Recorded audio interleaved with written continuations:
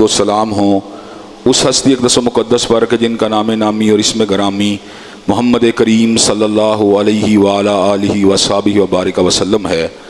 اللہ رب العزت نے امام الہدیٰ علیہ الصلوۃ والتسلیم کی سیرت طیبہ کے اندر طرح طرح کی خصوصیات کو بدیعت فرما کر ان کو بنی نوع انسان کا آخری ہادی، آخری قائد، آخری رہنما بنا دیا تھا۔ اللہ تبارک و تعالیٰ نے حضرت رسول اللہ صلی اللہ علیہ وسلم پہ اس کرم عظیم کا نزول فرمایا کہ زندگی کے اندر کوئی صبح ایسی نہیں آئی، کوئی شام اور کوئی رات ایسی نہیں آئی، دکھوں کی کوئی گھڑی اور شکل لمحہ ایسا نہیں آیا جب عرش کے رب نے اپنی تائید کو، اپنی نصرت کو اور اپنی حمایت کاملہ کو حضرت رسول اللہ صلی اللہ علیہ وسلم کے شامل حال نہ فرمایا ہو۔ اور ان تمام باتوں سے بڑھ کر یہ کہ عرش کے رب نے اپنی آخری کتاب حمید کو سید العرب والعجم، امام المتقین والابرار، حضرت اشرف الانبیاء والمرسلین، حضرت خاتم النبیین جناب محمد کریم صلی اللہ علیہ وسلم کے قلب اطہر میں نازل فرما دیا تھا۔ یہ کتاب حمید اپنے اندر ایک معنی کا، مفاہیم کا اور مطالب کا ایک سمندر ہے جو اس کے اندر سمویا ہوا ہے۔ جب بھی کبھی کتاب و سنت کے حوالے سے غور و فکر کیا جاتا ہے تو ذہن جو ہے اس کے نئے زاویے کھل جاتے ہیں، اس کے اندر نئی نئی طرح کے تخیلات اور نئی نئی طرح کی سوچیں آتی ہیں۔ کل ہی اپنے خاندان کے ایک دوست جو کہ علم کے ساتھ اور اللہ کے فضل و کرم سے تفقہ کے ساتھ بڑی ہی گہری دلچسپی رکھتے ہیں، ان کے ساتھ نرمی کے حوالے سے کتاب و سنت کی روشنی کے اندر گفتگو ہو رہی تھی تو چلتے چلاتے اس بد کردار عورت کا واقعہ زیر بحث آیا جس نے کتے کو پانی پلایا تھا۔ تو میں نے یہ بات کہی کہ جس وقت عرش کے رب نے اس ناپاک عورت کو ایک نجس جانور کے بارے میں رحم سے لبریز ہو کر اس کی پیاس کو دور کرتے ہوئے دیکھا تو اللہ تعالیٰ نے اس کی شفقت کو، اس کی محبت کو اور اس کی نرمی کو اس انداز سے قبول و منظور فرمایا کہ اس کی باقی خطاؤں کو معاف کر دیا۔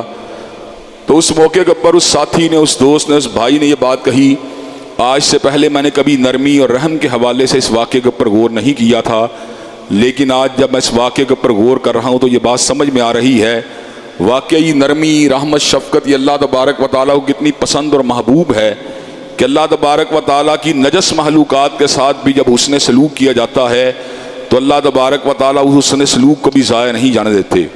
حضرات گرامی کے اندر کچھ یہی معاملہ کتاب و سنت کے بہت سے دیگر موضوعات اور عناوین کا بھی ہے۔ جب بھی ہم ان کے اوپر غور و فکر کرتے ہیں، تدبر کرتے ہیں، ان کی سیاق و سباق کے اوپر اطلاق اور ان کی تطبیق پہ غور کرتے ہیں تو نئے سے نئے زاویے، نئے سے نئے اینگل سامنے آتے ہیں۔ اور سچی بات یہ ہے زندگی کے آخری سانس تک علم کا، تفقہ کا، سوجھ بوجھ کا یہ سفر و سلسلہ جاری و ساری رہتا ہے۔ انسان محض سے لے کر لحد تک جتنا مرضی علم حاصل کر لے، سچی بات یہ ہے وہ علم کے اس مقام کے اوپر کبھی بھی نہیں پہنچ سکتا کہ جہاں پر وہ یہ بات کہہ سکے کہ میں نے علم کل کو حاصل کر لیا ہے۔ اللہ تبارک و تعالیٰ نے سب سے زیادہ علم تو اپنے انبیاء علیہ السلام کو عطا فرمایا تھا، لیکن انبیاء علیہ السلام کو جو علم اللہ نے عطا فرمایا اس کے بعد بھی اللہ نے یہ بات کہی تھی وَمَا أُوتِيتُم مِّنَ الْعِلْمِ إِلَّا قَلِيلًا، کہ میں نے آپ کو علم دیا ہے مگر تھوڑا۔ اللہ تبارک و تعالیٰ کے انبیاء کے علم کا اگر انسانوں کے علم سے موازنہ کیا جائے تو جس طرح ایک قطرہ سمندر کے لہروں، اس کے مد و جزر اور اس کے اندر موجود جو ہے پانی کی مقدار کا مقابلہ نہیں کر سکتا، لیکن حضرات گرامی کا اگر علم الہی کی بات کی جائے تو اگر انبیاء کا علم جو ہے وہ ایک قطرے کی مانند ہے تو اللہ تبارک و تعالیٰ کا علم سمندر سے بھی کہیں زیادہ ہے، اس لیے کہ سمندر کا تو کنارہ موجود ہے لیکن علم الہی کا کوئی بھی کنارہ موجود نہیں ہے۔ حضرات گرامی قدر چنانچہ ساری کی ساری زندگی غور و خوض کرنے کے باوجود بھی علم کے مدارج کو پوری طرح طے کر لینا یہ کسی انسان کے بس کی بات نہیں ہے۔ ایک دن سیدنا موسیٰ علیہ السلام بنی اسرائیل کے اجتماع کے اندر موجود تھے، کسی نے سیدنا موسیٰ سے سوال اور استفسار کیا کہ اس وقت روئے زمین کے سب سے بڑا عالم کون ہے؟ سیدنا موسیٰ علیہ السلام نے غور و خوض کرنے کے بعد اور اللہ کی ساتھ جو اپنی قربت تھی اس کو مد نظر رکھنے کے بعد الفاظ کہے اس وقت روئے زمین کا سب سے بڑا عالم میں ہوں، تو حضرت حق اللہ وحدہ لا شریک لہ کی غیرت کو جلا لایا۔ پروردگار عالم نے سیدنا موسیٰ علیہ السلام کو اس بات کا حکم دیا کہ آپ دو دریاؤں کے سنگم کے اوپر پہنچیے، وہاں پر آپ کو ایک ایسا بندہ ملے گا جس کو میں نے علم کی کئی ایسی باتیں بتلائی ہیں جن کا ذکر میں نے آپ کے ساتھ نہیں کیا۔ حضرت موسیٰ علیہ السلام یوشع بن نون کے ساتھ جب اس مقام کے اوپر پہنچے، فوجد عبدا من عبادنا آتیناہ رحمتا من عندنا وعلمناہ من لدنا علما، انہوں نے حضرت ہجر کو وہاں پر موجود پایا، آتیناہ رحمتا من عندنا، جن کو اللہ تبارک و تعالیٰ نے اپنی طرف سے بہت سی رحمتیں دی تھیں، وعلمناہ من لدنا علما، اور اپنی طرف سے ان کو علم بھی دیا تھا۔ اور یہاں سے جن لوگوں نے حضرت ہجر کی ولایت پہ استدلال کیا، انہوں نے درست نہیں کیا، اس لیے کہ اولیاء اللہ علم کو براہ راست اللہ سے حاصل نہیں کرتے، بلکہ روئے زمین کے تمام انسان جو ہیں وہ علم کو حاصل کرتے ہیں تو علماء سے حاصل کرتے ہیں، شیوخ الحدیث سے حاصل کرتے ہیں، شیوخ التفسیر سے حاصل کرتے ہیں۔ ہم نے علماء سے علم کو حاصل کیا، انہوں نے علماء سے علم کو حاصل کیا، انہوں نے علماء سے علم کو حاصل کیا، انہوں نے ائمہ سے علم کو حاصل کیا، انہوں نے اماموں سے علم کو حاصل کیا، انہوں نے صحابہ سے علم کو حاصل کیا، اصحاب نبی نے حضرت رسول اللہ سے علم کو حاصل کیا۔ لیکن جب حضور کے علم کی باری آئی، اللہ تبارک و تعالیٰ نے اس امر کا اعلان فرما دیا، وَمَا كُنْتَ تَتْلُو مِن قَبْلِهِ مِن كِتَابٍ وَلَا تَخُطُّهُ بِيَمِينِكَ إِذًا لَارْتَابَ الْمُبْطِلُونَ، کہ حضرت رسول اللہ نے علم کو حاصل کیا، نہ کالج سے حاصل کیا، نہ یونیورسٹی سے حاصل کیا، نہ مکتب سے حاصل کیا، نہ مدرسے سے حاصل کیا، نہ شیوخ سے حاصل کیا، حضور نے علم کو حاصل کیا، علام سے حاصل کیا، علیم سے حاصل کیا، خبیر سے حاصل کیا، قدیر سے حاصل کیا، سمیع سے حاصل کیا، بصیر سے حاصل کیا۔ اللہ تبارک و تعالیٰ کا علم بھی علم حقیقی، اللہ کا علم ہی علم حقیقی ہے، اور علم حقیقی ہر قسم کی خطا اور غلطی سے پاک ہے۔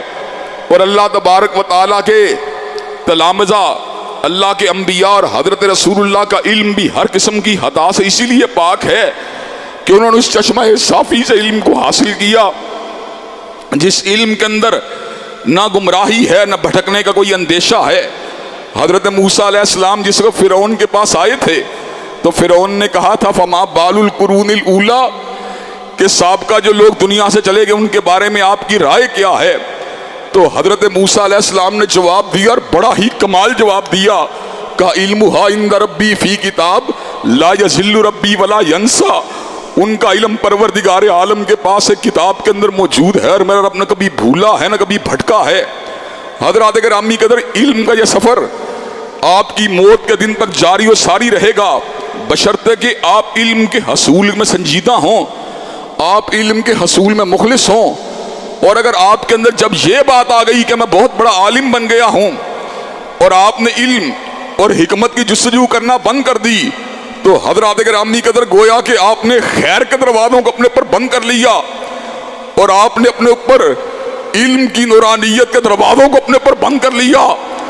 علم اللہ کا نور ہے، اور اس نورانیت کے حصول کے لیے زندگی کے آخری سانس تک سفر جاری و ساری رہنا چاہیے۔ حضرات گرامی قدر، یہ اتنی بڑی اللہ کی عطا ہے کہ ایمان کے بعد، ایمان سے پہلے نہیں، ایمان کے بعد دنیا کے اندر کوئی عطا کا مقابلہ نہیں کر سکتا۔ سیدنا مرتضیٰ نے ویسے ہی تو نہیں کہا تھا، ان سے منسوب ہے شعر، وہ بعض لوگوں نے اس کی سند کے پر جرا کی، لیکن بات جو ان سے منسوب ہے کمال کی بات ہے۔ کہا رزینہ قسمت الجبار فینا، رزینہ قسمت الجبار فینا لنا علم وللجہال مال، ہم اللہ تبارک و تعالیٰ کی تقسیم پر راضی ہیں۔ رزینہ قسمت الجبار فینا لنا علم وللجہال مال، کہ اللہ نے ہمارے لیے علم کو پسند کیا اور جاہلوں کے لیے مال کو پسند کیا۔ حضرات گرامی قدر، اس علم کا آج کائنات میں سب سے بڑا منبع اگر کوئی ہے تو اللہ کی کتاب ہے، اور اس علم کی شرح حقیقی اگر کسی کی ذات ہے تو حضرت رسول اللہ کی ذات گرامی ہے۔ حضرات گرامی قدر، قرآن کی کوئی بھی تشریح جو حضور کی تشریح کے ساتھ ٹکرا جاتی ہے وہ باطل ہے، وہ مسترد ہے، وہ مردود ہے، اس لیے کہ کائنات کے اندر ایک ہی شخصیت قرآن ناطق کے مقام پہ فائز ہے۔ مرزائیوں کے نزدیک غلام محمد قادیانی قرآن ناطق ہے، آگاہانیوں کے نزدیک آگاہان قرآن ناطق ہے، شیعہ احباب کے نزدیک ائمہ ان کے اثنا عشریہ جو ہیں وہ شرح قرآن کے اوپر حرف آخر ہیں، لیکن اللہ کے فضل و کرم سے اہل الحدیث اور اہل سنت کا یہ طرز عمل ہے، وہ قرآن ناطق اگر کسی کو مانتے ہیں تو فقط مصطفیٰ کو مانتے ہیں، جس کا اٹھنا بھی قرآن کے مطابق تھا، جس کا بیٹھنا بھی قرآن کے مطابق تھا، جس کے ہر لفظ جو تھے وہ قرآن مجید کے مطابق تھے۔ اور اللہ نے خود اعلان فرما دیا وَأَنزَلْنَا إِلَيْكَ الذِّكْرَ لِتُبَيِّنَ لِلنَّاسِ مَا نُزِّلَ إِلَيْهِمْ، ہم نے آپ کے اوپر اس لیے قرآن کو اتارا کہ اس کی شرح متین جو ہے وہ آپ کے لبوں کے ساتھ، آپ کے الفاظ کے ساتھ اور آپ کے طرز عمل اور آپ کی زندگی کے ساتھ جڑی ہوئی ہے۔ یہی وجہ ہے کہ ہم یہ بات سمجھتے ہیں جب نثر نگار کچھ لکھتا ہے وہ نثر بنتی ہے، جب ادیب کچھ لکھتا ہے وہ ادب بنتا ہے، جب اداریہ نویس لکھتا ہے اداریہ بنتا ہے، جب کالم نگار لکھتا ہے وہ کالم بنتا ہے۔ لیکن حضرت رسول اللہ آپ کس مقام بلند پہ فائز ہیں کہ پنجابی کے کسی شاعر نے بڑے خوبصورت الفاظ کہے، ہر لفظ شریعت بنیا جدو نبی نے زبان ہلائی۔ حضرات گرامی قدر یہ حضرت رسول اللہ کا مقام و منصب ہے کہ حضرت رسول اللہ کے لبوں سے جب الفاظ نکلتے ہیں وہ شریعت ہوتے ہیں، وہ آئین ہوتے ہیں، وہ قانون و دستور ہوتے ہیں۔ ہم نے اگر علم کے حقیقت میں حاصل کیا یا اللہ کی کتاب سے حاصل کیا یا بدر منیر کے ارشادات سے حاصل کیا، حضرات گرامی قدر ہمیں اللہ نے یہ بات بتلائی لَقَدْ كَانَ لَكُمْ فِي رَسُولِ اللَّهِ أُسْوَةٌ حَسَنَةٌ، تم لوگوں کے لیے رسول اللہ کی زندگی بہترین نمونہ ہے۔ اسی پروردگار عالم نے ہمیں یہ بات بھی سمجھائی قَدْ كَانَتْ لَكُمْ أُسْوَةٌ حَسَنَةٌ فِي إِبْرَاهِيمَ، حضور کے آ جانے کے بعد بھی حضرت ابراہیم علیہ السلام کی سیرت و کردار تمہارے نمونہ رہے گا۔ اللہ حضرت ابراہیم کا کردار پھر بھی نمونہ ہے، کیوں نمونہ ہے؟ کہا ملت ابیکم ابراہیم، اس لیے کہ وہ تمہارے روحانی بابا ہیں۔ اور میں نے گزشتہ خطبات جمعہ میں اس بات کو بڑی شرح و بس سے آپ کے سامنے رکھا تھا کہ ہمارے دو ہی مقدس باپ ہیں جن کے ساتھ ہماری روحانی نسبت باپ اور بیٹے کی ہے۔ ایک ہمارے باپ کا نام ابراہیم ہے اور دوسرے باپ کا نام محمد کریم صلی اللہ علیہ وسلم ہے۔ جہاں تک جسمانی باپ کی بات ہے وہ کسی کا بھی جسمانی باپ نہیں ہیں۔ ما کان محمد ابا احد من رجالکم ولکن رسول اللہ و خاتم النبیین، اللہ نے ان کے سر پہ تاج امامت و نبوت کو رکھ دیا، ان کو کسی مرد کا باپ نہیں بنایا۔ لیکن جہاں تک تعلق ہے روحانیت کی بات کا، ازواجہ امہاتہم، ان کی بیویاں مومنوں کی مائیں ہیں۔ اور منسوخ تلاوت قرآن مجید میں یہ آیت موجود تھی وَهُوَ أَبٌّ لَهُمْ، اور وہ ان کے باپ کے مقام کے اوپر فائز ہیں۔ اور حضرات گرامی قدر ہم نے کتب سنن سے اس پیغام کو حاصل کیا کہ انبیاء اپنے امتیوں کے لیے اسی طرح خیرہ ہوتے ہیں جس طرح باپ اپنی اولادوں کے لیے خیرہ ہوتے ہیں۔ عیسائیوں کے نزدیک مقدس باپ پروردگار عالم کی ذات ہے، اور مسلمانوں کے نزدیک مقدس باپ سیدنا ابراہیم اور حضرت رسول اللہ کی ذات ہے۔ باپ ایک مثال ہوتا ہے، باپ وجہ تحریک ہوتا ہے، باپ اس کے اندر سورس آف انسپائریشن والی تمام باتیں موجود ہوتی ہیں۔ باپ انسانیت کے لیے اور اولاد کے لیے اس کے اندر ایک ڈرائیو کے اثرات موجود ہوتے ہیں۔ باپ کی نیکی اولاد کے کردار پہ، عادات و اطوار پہ مؤثر ہوتی ہے۔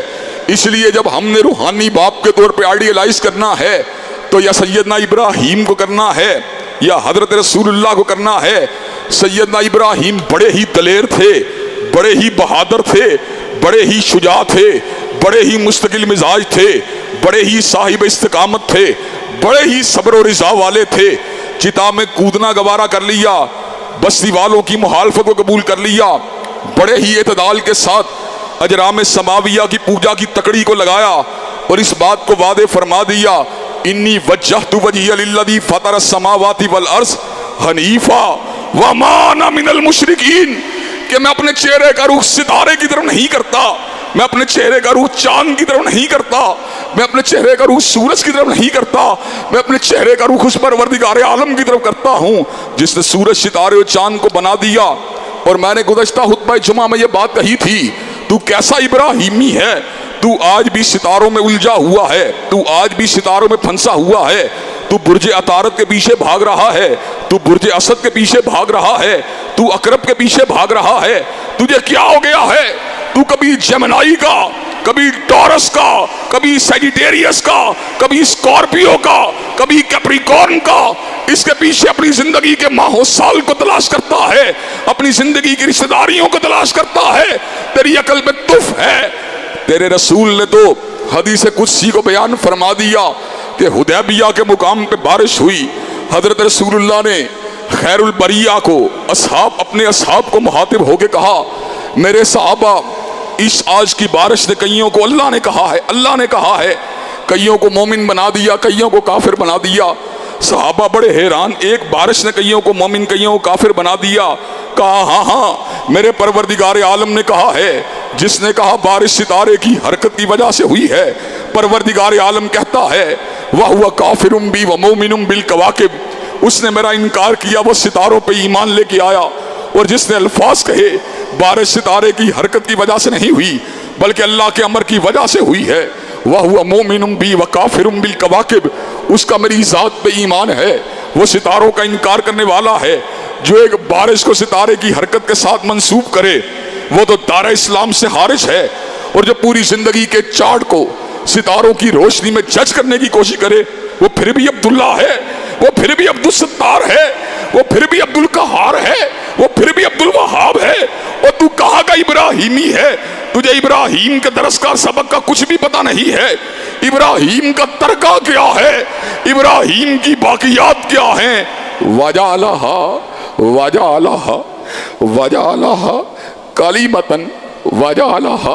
کَلِمَةً باقیتاً فی عاقبہ، ابراہیم نے اپنے ترکے کے اندر مال و متاع کو نہیں چھوڑا، ابراہیم نے اپنے ترکے کے اندر دنیا داری کو نہیں چھوڑا، ابراہیم نے اپنے ترکے کے اندر مال و متاع کو نہیں چھوڑا، ابراہیم نے اپنے ترکے کے اندر مل و محبوں کو نہیں چھوڑا۔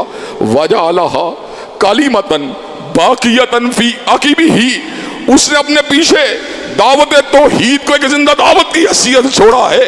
ابراہیم کی کل کائنات، ابراہیم کی کل زندگی وہ اللہ تبارک و تعالیٰ کی وحدانیت کی دعوت ہے۔ حضرات گرامی قدر، بستی کا جو بادشاہ تھا، علاقے کا جو بادشاہ تھا نمرود، وہ اس حبت اور زوم باطل میں مبتلا تھا کہ میں پروردگار ہوں۔ حضرت ابراہیم دربار نمرود میں علم توحید کو اٹھا کے داخل ہوئے، کہنے لگا میں پروردگار ہوں۔ حضرت ابراہیم نے کہا تیری اوقات کیا ہے؟ ربی الذی یحیی و یمیت، میرا رب وہ ہے جو مارتا بھی ہے زندہ بھی کرتا ہے۔ نمرود نے تلبیسیت کا مظاہرہ کیا، شکوک و شبہات کو پھیلانے والی بات کی، کہنے لگا انا احیی و امید، کہنے لگا میں بھی مارتا اور زندہ کرتا ہوں۔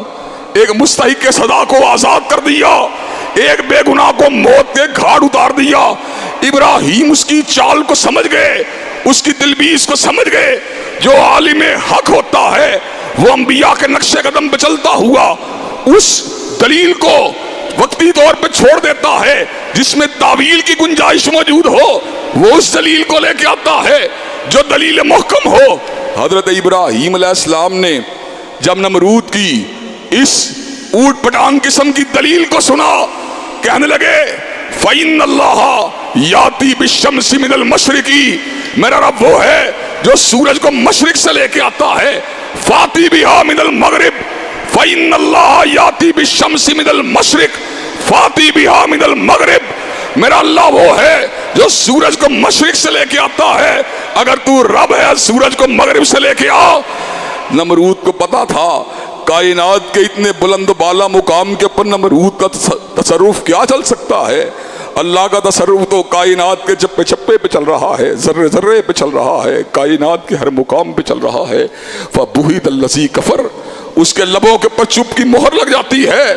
حضرت ابراہیم علیہ السلام نے اپنی دعوت کو گرجدار انداز میں سلطان وقت کے سامنے ثابت فرما کر اس حقیقت کو واضح فرما دیا، جو مومن و مسلمان ہوتا ہے جب دعوت توحید کی بات ہوتی ہے وہ علاقے کے MPA کے چہرے کو نہیں دیکھتا، وہ علاقے کے MNA کے چہرے کو نہیں دیکھتا، وہ وزیروں کے بدلتے ہوئے تیوروں کو نہیں دیکھتا، وہ گورنر کے اتار اور اس کے عروج کو نہیں دیکھتا، وہ وزیر اعلیٰ اور وزیر اعظم کے پیشانیوں کے پر پڑنے والے بلوں کو نہیں دیکھتا، وہ چیف جسٹس کے قلم کو نہیں دیکھتا، وہ اسٹیبلشمنٹ یا کسی جرنیل کے جو ہے وردی کے پر لگے ہوئے تمغوں کو نہیں دیکھتا۔ نظر اگر اس کی کسی پہ ہوتی ہے رب اکبر کی کبریائی پہ ہوتی ہے، اللہ کی وحدانیت پہ ہوتی ہے، الہ العالمین کی الوہیت پہ ہوتی ہے، اسے پتا ہوتا ہے کہ کائنات کا اندر الہ حق بھی وہی ہے اور بادشاہ حق بھی وہی ہے۔ حضرات گرامی قدر، حضرت ابراہیم علیہ السلام نے رعب اور دبدبے کے سامنے اللہ کی توحید کو پوری قوت اور استقامت کے ساتھ بیان کیا، اور جب محبت کی قربانی دینے کی باری آئی تو محبتوں کو قربان کر کے اس بات کو ثابت کر دیا کہ ابراہیم کے دل میں خوف ہے تو الہ حق کا خوف ہے، اور محبت ہے تو پروردگار عالم کی محبت ہے۔ اللہ سے دعا مانگتے رہے، ربی حبلی من الصالحین، اللہ بڑھاپے کا عالم ہے لیکن اللہ ایک صالح بیٹا عطا فرما دے۔ اللہ نے 2 بیٹے وقفے سے دیے۔ جو پہلا بیٹا تھا جس کے بارے میں دعا مانگی تھی ربی حبلی من الصالحین، اللہ نے کہا وبشرناہ حلیم، اللہ نے غلام حلیم یعنی اسماعیل کی شکل کے اندر ایک بردبار بیٹا بھی عطا فرما دیا، اور بعد ادا غلام علیم، ایک عالم اور بہت بڑا عالم بیٹا اسحاق کی شکل میں اس کو بھی عطا فرما دیا۔ حضرات گرامی قدر، جب بیٹا عطا فرما دیا تو اللہ تبارک و تعالیٰ نے ابراہیم کے دل میں جو پدری محبت پیدا کی تھی اس کو شفقت کے سانچے میں ڈھلتے ہوئے دیکھ کر سیدنا ابراہیم کو اس بات کا حکم دیا کہ جس بیٹے کی محبت آج تجھے اپنی طرف کھینچ رہی ہے، اس بیٹے کو تو نے اپنی بیوی کے ساتھ وادی بیاب و گیا میں چھوڑانا ہے، جہاں پہ پھل بھی موجود نہیں اور پھول بھی موجود نہیں۔ کس کو پتا تھا کہ ویرانے کو گلستان بنانے والی سرزمین میں ابراہیم اپنے بیٹے کو چھوڑنے جا رہا، اس کے پیچھے اللہ کی بہت بڑی حکمت موجود ہے۔ حضرات گرامی قدر، بیوی کو لیا، بیٹے کو لیا، وادی بے آب و گیا میں چھوڑنے کی طرف گئے۔ ہاجرہ جو بڑی ہی تابعدار تھی اور بڑی ہی خدمت گزار تھی، جو لونڈی سے بیوی کے مقام کے اوپر اپنی خدمت اور اپنے ہلاک کے ذریعے فائز ہوئی تھی، حضرات گرامی قدر اس کے دل کے اندر یہ ملال آیا اور اس کے دل کو چوٹ لگی کہ میں نے اپنے سید، اپنے سردار، اپنے سر کے تاج کے ساتھ کوئی نافرمانی والا معاملہ نہیں کیا۔ یہ کیا وجہ ہے کہ آج بیٹے کی ولادت کے بعد میرا شوہر جو ہے مجھے ایک وادی میں جہاں پہ کوئی بھی پالن ہار نہیں ہے، جہاں پہ مخلوقات میں سے کوئی بھی جو ہے وہ مدد کرنے والا نہیں ہے، ساتھ دینے والا نہیں، میرا خامن کیوں مجھے وہاں پہ چھوڑ کے جا رہا ہے؟ کہ ابراہیم کیا معاملہ ہے؟ ابراہیم خاموش ہیں۔ بالآخر یہ بات کہی، اتنا تو بتلا دو، اللہ کے حکم پہ یہ کام کر رہے ہو۔ حضرت ابراہیم نے سر کو جنبش دی۔ ہاجرہ سمجھ گئی کہ اللہ تبارک و تعالیٰ کو میرے اور میرے شوہر کا امتحان مطلوب ہے۔ ہاجرہ بھی تو ابراہیم کی بیوی ہے اور اسماعیل کی والدہ ہے، وہ بھی تو صبر و رضا کا مجسمہ ہے۔ اس نے اس بات کے اوپر اپنے سر کو جھکا لیا۔ اس نے کہا پھر صبر و رضا کا راستہ میرا راستہ ہوگا۔ حضرات گرامی قدر، اللہ تبارک و تعالیٰ نے اسی علاقے میں حضرت ہاجرہ کے لیے چاہے زمزم کو جاری فرما دیا، اور ایک قبیلہ بنو جرہم کے لوگوں کو آپ کی رفاقت کے اندر جمع فرما دیا۔ حضرت ابراہیم علیہ السلام جب دوبارہ پلٹے، کیا دیکھا؟ ویرانہ ویرانے سے ایک گلستان میں بدل چکا ہے۔ حضرات گرامی قدر، آتے بھی رہے جاتے بھی رہے، اور وہ بیٹا جو کل ولادت کے اوپر جس کو وادی بے آب و گیا میں چھوڑا گیا، حضرات گرامی قدر جب وہ دھوڑ دھوپ کے قابل ہوا، فلما بلغ معہ السعی، جب اس قابل ہوا کہ دھوڑ اور دھوپ کر سکے اور اپنے بابا کی ہمراہی کے اندر اپنے قدموں کو اٹھا سکے، حضرات گرامی قدر اللہ نے ایک بڑے عجیب امتحان کا ارادہ فرما لیا۔ وہ امتحان جس کو پاس کرنے کے لیے ابراہیم کے جگر کی ضرورت تھی اور ابراہیم کے دل اور گردے کی ضرورت تھی۔ حضرت ابراہیم کو ایک عجیب سپنا دکھلایا۔ سپنا کیا ہے؟ ایک پہاڑ ہے جس کو کندھوں پہ اٹھا لیا جائے۔ سپنا کیا ہے؟ ایک چٹان ہے جس کو اپنے کندھوں کے اوپر رکھ لیا جائے۔ صدمہ کیا ہے؟ ایک بوجھ ہے جس کو دل کے اوپر رکھ دیا جائے۔ حضرات گرامی کا سپنا کیا ہے؟ انی ارا فی المنام انی اذبحہ کا عجیب منظر دیکھا، ہاتھ میں چھری ہے، سامنے اسماعیل ہے اور اسماعیل کے گلے کے اوپر چھری کو چلا رہا ہوں۔ ابراہیم کو پتا تھا پروردگار عالم کا وہ خواب جو نبی کو آتا ہے وہ بھی اللہ کا حکم ہوتا ہے۔ اپنے بیٹے کو بلایا، کہا یا بنیا، جب وہ دوڑ دھوپ کے قابل ہو چکے تھے اور ان کی اندر اپنے والد کے حکموں کو بجا لانے کی کچھ نہ کچھ صلاحیت بھی اس وقت پیدا ہو چکی تھی، جب 10-12 سال ایک عمر کا تخمینہ ہے، فلما بلغ معہ السعی، یا جب بچہ دوڑ دھوپ کے قابل ہوتا ہے، اپنے چھوٹے بچوں کو 10-12-13 سال کی عمر کے بچوں کو کہتے ہیں بیٹے یہ چیز لاؤ، وہ پکڑا دیتا ہے، کاپی لاؤ پکڑا دیتا ہے، کتاب لاؤ پکڑا دیتا ہے، جوتا اٹھا کے لاؤ اٹھا لاتا ہے۔ اور اس وقت بچے کی ان اداؤں کو دیکھ کر انسان کو بڑا ہی پیار آتا ہے۔ جب وہ دوڑ دھوپ کے قابل ہوئے، عجیب سپنا ہے کہ بیٹے کے گلے کے اوپر چھری کو چلا رہا ہوں، بیٹے کو مخاطب ہو کے کہا یا بنیا انی ارا فی المنام انی اذبحک فانظر ماذا تری، بیٹے میں نے عجیب خواب دیکھا ہے، تیرے گلے کے اوپر چھری کو چلا رہا ہوں، تیری کیا رائے ہے؟ سکھائے کس نے اسماعیل کو آداب فرزندی، سکھائے کس نے اسماعیل کو آداب فرزندی۔ سیدنا اسماعیل نے کیا عرض کی؟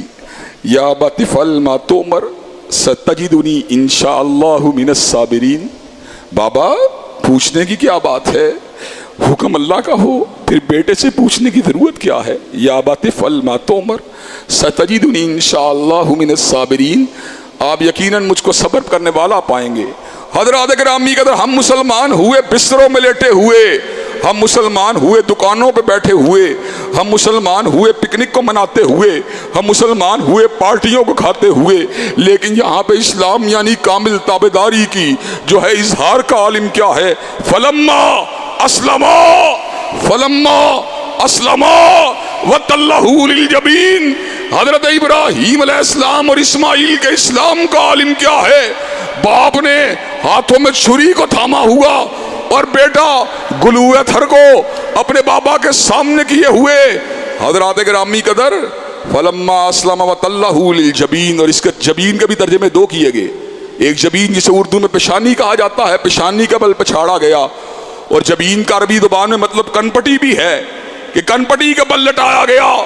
حضرات گرامی قدر، فلما اسلم وتلہ للجبین، جب ان کو پیشانی یا کنپٹی کے بل لٹایا گیا۔ حضرات گرامی قدر، اب خواب کے پر عمل کرنے کا وقت جو ہے بالکل آ چکا ہے، لیکن عرش والا جو ہے، عرش والے تیری کبریائی کے اوپر بھی قربان تو امتحان بھی لیتا ہے، لیکن امتحان لینے کے دوران بھی جو ہے جس سے امتحان لیتا ہے اس کو اپنی مدد سے جو ہے محروم بھی نہیں کرتا۔ زندگی میں کئی چھوٹے چھوٹے امتحانات دیے، اور ہر چھوٹے امتحان کے دوران پروردگار عالم کی رہنمائی اور اس کی مدد کو ہمیشہ اپنے شامل حال پایا۔ وہ اپنے بندوں کو، ہم تو بڑے ہی گناہگار بندے ہیں، وہ ان کو تنہا نہیں چھوڑتا، جو اتنے برگزیدہ بندے تھے ان کو کیوں کر تنہا چھوڑ سکتا ہے؟ حضرات گرامی قدر، یہاں پر جہاں پر پیشانی کے بل لٹایا گیا ہے، حضرات گرامی قدر، وہ جو امتوں کا باپ ہے، وہ جو انسانیت کا مقتدا ہے، وہ جو انسانیت کا امام ہے، اس نے اپنے بیٹے اسماعیل کو جس وقت پچھاڑا ہوا ہے، اور حضرات گرامی قدر بیٹے سے زیادہ متاع عزیز کیا ہو سکتی ہے؟ اب چھری کو چلانے کا وقت ہے۔ وَنَادَيْنَاهُ أَن يَا إِبْرَاهِيمُ، اللہ نے آواز دی، ابراہیم ہم نے تیری قربانی کو قبول و منظور فرما لیا، جنت کے مینڈے کو حضرت اسماعیل کی جگہ فدیہ بنا دیا۔ وَفَدَيْنَاهُ بِذِبْحٍ عَظِيمٍ، اللہ تبارک و تعالیٰ نے ذبح عظیم کے مقام پہ فائز فرما دیا۔ حضرات گرامی کہتے ہیں یہ قربانی جو ہے اس ابراہیم کی یادگار ہے، یہ قربانی جو ہے اس اسماعیل کی یادگار ہے۔ حضرات گرامی قدر، آج قربانی جس کو جانور کے گلے کے اوپر چلتی ہے، کیا وہ ہماری انانیت کے بت کے اوپر بھی چلتی ہے؟ کیا وہ ہمارے جھوٹے معتقدات کے اوپر بھی چلتی ہے؟ کیا وہ ہماری سفلی خواہشات کے اوپر بھی چلتی ہے؟ کیا وہ ہماری انانیت کے اوپر بھی چلتی ہے؟ کیا وہ ہمارے وجود کے اندر موجود تکبر کے دائیں کے اوپر بھی چلتی ہے؟ حضرات گرامی قدر، وہ چھری تو فقط جانور کے گلے کے اوپر چلتی ہے، حالانکہ اللہ تبارک و تعالیٰ کو اس لہو کی اور اس گوشت کی ضرورت نہیں جس کو لہو بہانے کے بعد ہم کھاتے بھی ہیں, پیتے بھی ہیں, مساکین کو بھی دیتے ہیں. اللہ کو کس چیز کی ضرورت ہے؟ لن ینال اللہ لحومھا ولا دماؤھا ولکن ینالہ التقوی منکم. اس کو تمہارے کاٹے جانے والے گوشت کی ضرورت نہیں, تمہارے بہائے جانے والے لہو کی ضرورت نہیں, اس کو تمہارے دل کے اس تقوی کی ضرورت ہے جس نے ابراہیم کے ہاتھ میں چھری کو تھما دیا تھا اور اسماعیل کو اپنے گلوئے دھر کو قربان کرنے کے پر آمادہ و تیار فرما دیا تھا. ابراہیم کیا ہے؟ استقامت کی داستان ہے. ابراہیم کیا ہے؟ کی داستان ہے. ابراہیم کیا ہے؟ عزم کی چٹان ہے. ابراہیم کیا ہے؟ استقامت کا پہاڑ ہے. ابراہیم کیا ہے؟ توحید کا پرستار ہے. ابراہیم کیا ہے؟ اللہ کے خوف کے اندر لبریز ہے. ابراہیم کیا ہے؟ اللہ کی محبت میں فنا ہے. ابراہیم علیہ السلام نے ہمیں بہت سے مزید اسباق بھی دیے, انشاءاللہ ان کو بھی آپ حضرات کے گوش گزار کیا جائے گا. اللہ تبارک و تعالی ہم سب کو سیرت ابراہیم کی اتباع کی توفیق دے. وآخر دعوانا الحمدللہ رب العالمین.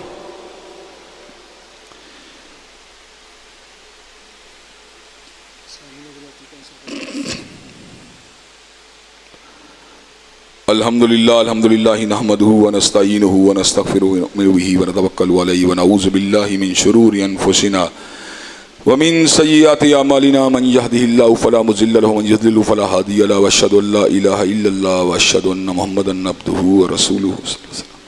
اما بعد فإن خیر الحدیث کتاب اللہ وخیر الہدی ہدی محمد صلی اللہ علیہ وسلم وشر الامور محدثاتها وکل محدثۃ بدعہ وکل بدعۃ ضلالہ وکل ضلالۃ فی النار. حضرات گرامی قدر, ہمیں کیوں بنایا گیا؟ وما خلقت الجن والانس الا لیعبدون. ہماری ولادت کا مقصد اور ہماری پیدائش کا مقصد اپنی جبلی تقاضوں کو پورا کرنا نہیں تھا بلکہ اللہ کی بندگی تھا. یہ خواہشات, یہ کھانے پینے کی ڈرائیوز, یہ شہوات, یہ در حقیقت ہمارا امتحان تھا. لیکن ہم اس امتحان کے اندر اس انداز میں الجھ گئے کہ اپنی خواہشات کے اسیر بن گئے اور اس مقام کے اوپر گرے. والذین کفروا یتمتعون ویاکلون کما تاکل الانعام والنار مثوی لہم. اللہ نے کہا کافروں کا کھانا پینا اور رہن سہن جانوروں کی مانند ہر آگ ان کا ٹھکانہ ہے. آج کا مسلمان کوئی زناکاری کے پیچھے بھاگ رہا ہے, کوئی عمل قوم لوط کے پیچھے بھاگ رہا ہے, کوئی ہم جنس پرستی کے پیچھے بھاگ رہا ہے, کوئی خود لذتیت کے پیچھے بھاگ رہا ہے, کوئی پورنوگرافی کے پیچھے بھاگ رہا ہے. آج کا مسلمان اپنی خواہشات کا اسیر بنا ہوا ہے.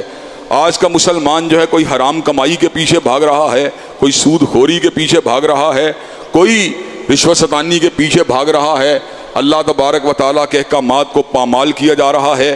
ایسے عالم میں اللہ تبارک و تعالیٰ نے ایک آئیڈیل کردار سے ہمارا تعارف کروایا جس کا نامی ابراہیم ہے, اور ابراہیم کے سیرت و کردار کو ہمارے سامنے رکھ کے ہمیں یہ بات بتلائی کہ وہ جو تمہارا باپ ہے, وہ جو امتوں کا باپ ہے, اور وہ جو انسانیت کا مقتدا ہے, اور وہ جو انسانیت کا امام ہے, اس کے سیرت و کردار سے رہنمائی حاصل کرو کہ محبت بھی اللہ کے لیے ہونی چاہیے اور خوف بھی اسی کا دل میں ہونا چاہیے.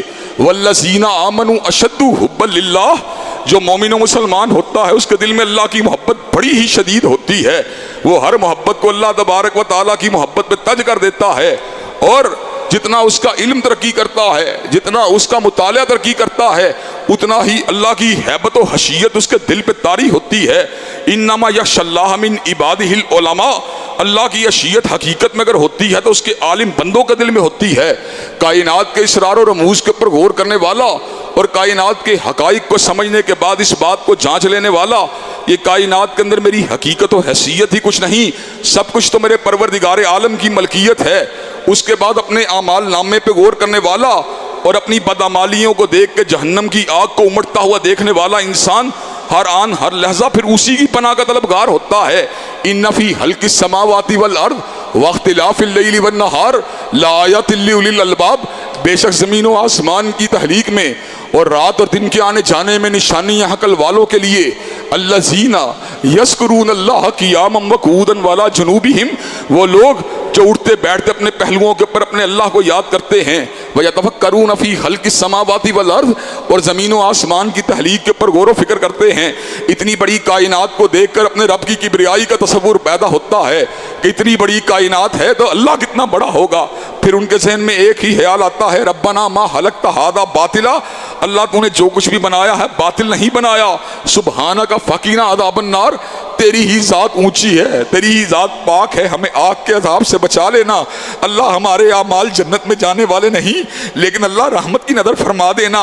اللہم لا تنظر اللہم ارحم علی احوالنا، اللہم ارحم علی احوالنا ولا تنظر الی سوء اعمالنا. اللہ ہمارے حالات پہ رحم فرما، ولا تنظر الی سوء اعمالنا. اللہ ہمارے اعمال کی بدبختی کے مت دیکھ. حضرات گرامی کے تو اس سیرت و کردار کا نام، اس مجسمہ اطاعت و استقامت کا نام ابراہیم ہے. انہی کی اقتدا حضرت رسول اللہ کے ساتھ ساتھ جنت کے راستوں پہ چلنے کا ہمارے لیے سبق ہے. حضرات گرامی کے ان کی اتباع کرتے ہوئے ہم ایام جو ہے ذی الحجہ کے عظیم ایام میں داخل ہونے والے ہیں. ان ایام میں کیے جانے والے اعمال کا ویٹ پورے سال میں لیلۃ القدر کے علاوہ جتنے بھی ساتیں ہیں ان کے مقابلے میں زیادہ ہے. چنانچہ ہمیں ان اعمال کے اندر، ان ایام کے اندر کثرت سے اللہ کی یاد کرنی چاہیے، کثرت سے اپنے پروردگار عالم کو راضی کرنے کی کوشش کرنی چاہیے. حضرات گرامی کا اس کے ساتھ ساتھ ایک جو ہے میں امور کے آپ کی توجہ کو مبذول کروانا چاہوں گا. اسلامی نظریاتی کونسل جو کہ ملک کا ایک موقر ادارہ ہے اور جس کی سفارشات کو ایک ملک کے اندر ایک بہت زیادہ اہمیت حاصل ہے، اس کی سفارشات کئی مرتبہ انتہائی ویلیویبل ہوتی ہیں اور کئی مرتبہ بتقاضۂ بشریت ان کے ممبران سے غلطیاں اور صحف بھی ہوتا ہے. حضرات گرامی کے اندر حالیہ ایام میں بہت بڑے صحف کا جو ہے ارتکاب کیا گیا کہ عورت کو حج کرنے کے لیے کسی محرم کی ضرورت نہیں. حالانکہ علماء دین اور ائمہ دین کا یہ موقف ہے کہ جس عورت کا محرم نہیں حقیقت میں اس کے اوپر حج فرض ہی نہیں ہے. حضرات گرامی قدر یہ کس طرح کی بات ہے اتنے لمبے سفر کے اوپر عورت کو بغیر محرم کا روانہ کر دیا جائے. حضرات گرامی قدر جو بات قرآن سے ثابت نہیں، احادیث طیبہ سے ثابت نہیں، اس معاملے کے اندر اسلامی نظریاتی کونسل کی سفارشات ہمارے لیے حجت نہیں بن سکتی. ہمارے لیے حجت رب کا قرآن ہے اور کالی کملی والے کا فرمان ہے. ہم انہی کو اپنے لیے حجت اور حقیقت مانیں گے اور کسی بات کو ہم اپنے لیے قابل قبول نہیں سمجھتے. اسلامی نظریاتی کونسل کے موقر ممبران سے ہماری اپیل ہوگی کہ وہ اس سفارش کے پر اثر و غور کرے اور اس کو شریعت کے ساتھ اہم کر کے لوگوں کی رہنمائی کریں. حضرات گرامی کا دوسری اہم بات یہ ہے کہ ڈاکٹر عافیہ صدیقی کی بادیابی کے لیے ملک میں آوازیں اٹھتی رہیں اور حضرات گرامی کے ان آوازوں کے اندر سینٹر مشتاق بھائی کی آواز باقیوں کے مقابلے کے پر زیادہ ممتاز ہوئی. اللہ نے ہمیں بھی جو توفیق دی، ممبر لارنس روڈ سے بھی، قصور سے بھی اور دیگر پریس میڈیا سوشل میڈیا کے ذریعے بھی ڈاکٹر عافیہ کا مقدمہ لڑا. اللہ کے فضل و کرم سے آج بھی لڑ رہے ہیں. 18 تاریخ کو لاہور کے اندر اللہ کے فضل و کرم سے ایک بہت بڑا اجتماع مرغزار کالونی کے گراؤنڈ میں ہو رہا ہے جہاں پر سینٹر مشتاق بھائی بھی موجود ہوں گے، میں گناہگار بھی وہاں پر موجود ہوں گا اور انشاءاللہ ہزاروں کی تعداد میں غیرت مند مسلمان بھی وہاں پر موجود ہوں گے. انشاءاللہ پوری قوت کے ساتھ ڈاکٹر عافیہ صدیقی کی رہائی کا مطالبہ کیا جائے گا اور یہ بات کہی جائے گی کہ وہ ہماری بہن اور بیٹی ہے اور اس کو پنجۂ سلیم سے باہر نکلوانے کے لیے تمام کے تمام طبقات اور مکاتب فکر کا ایک پیش بھی آنا یہ نہایت ضروری ہے. اور تیسری اہم بات یہ ہے کہ ہمارے ملک میں طاقت کے حصول کا ذریعہ جو الیکٹورل رسک رائج ہے اس طریقے کو اعتدال کے ساتھ چلانا اور انصاف کے ساتھ چلانا یہ ہمارے حکمرانوں کی ذمہ داری ہے. کراچی کے حالیہ میئر کے انتخابات کے اندر حافظ نعیم الرحمان صاحب کی پوزیشن واضح تھی، لیکن ہارس ٹریڈنگ جو ہمارے الیکشن کا ایک حصہ بنا ہوا ہے، اس کا ایک انٹیگرل پارٹ بنا ہوا ہے، اس کا استعمال کرتے ہوئے کئی ممبران کی خرید و فروخت کر کے ان کی فتح کو شکست میں تبدیل کیا گیا، جس کے اوپر ہمیں جو ہے انتہائی افسوس ہے. ہم سمجھتے ہیں کہ ملک کے اندر قانون کی عمل داری کے لیے ہر شعبے کے اندر انصاف ہونا چاہیے. انتخابات کو غیر جو ہے اس کے اندر انتخابات کے اندر دھاندلی نہیں ہونی چاہیے، انتخابات کو شفاف ہونا چاہیے اور انتخابات کے اندر کسی ادارے کی مداخلت نہیں ہونی چاہیے تاکہ ملک کو سیاسی استحکام حاصل ہو سکے. اللہ تبارک و تعالی ہمارے ملک کا حامی و ناصر ہو اور ہم سب کو سیاسی استحکام دیکھنے کی توفیق دے. ان اللہ یامر بالعدل والاحسان وایتاء ذی القربى وینہی عن الفحشاء والمنکر والبغی. سبحان ربک رب العزۃ عما یصفون وسلام علی المرسلین والحمد للہ رب العالمین.